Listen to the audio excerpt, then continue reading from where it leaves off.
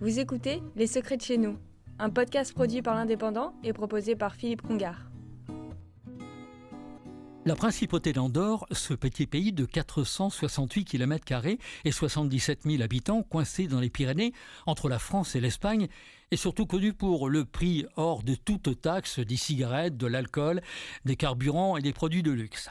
En hiver, beaucoup de Français apprécient les pistes toujours enneigées du Pas de la Case. Mais l'Andorre, c'est aussi un système de gouvernement totalement inédit et unique au monde. Le gouvernement, appelé Conseil général des vallées, est le pouvoir législatif avec 28 conseillers qui sont nommés pour 4 ans et un chef de gouvernement avec des ministères. Et viennent ensuite 2 coprinces, l'évêque de Lacéo d'Urgell, donc en Espagne, et le président de la République française. Vous allez penser que cela fait beaucoup de gouvernants pour un si petit État. Je réponds non en expliquant mieux les pouvoirs des 2 coprinces.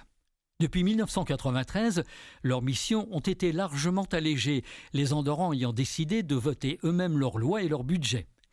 Les 2 coprinces représentent l'indépendance de l'Andorre et la garantie des bonnes relations avec les États voisins.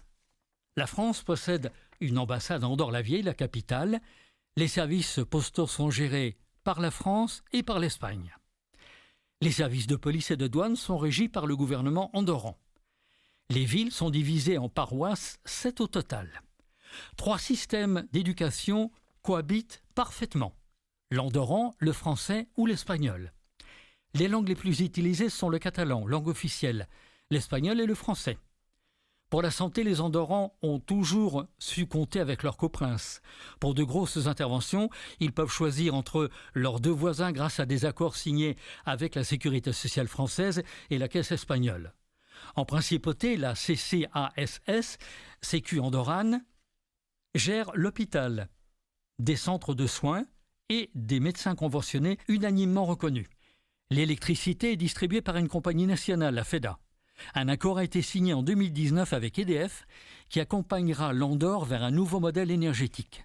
Les Andorrans, en plus de payer très peu de taxes, ont un prix de l'électricité parmi les plus bas en Europe.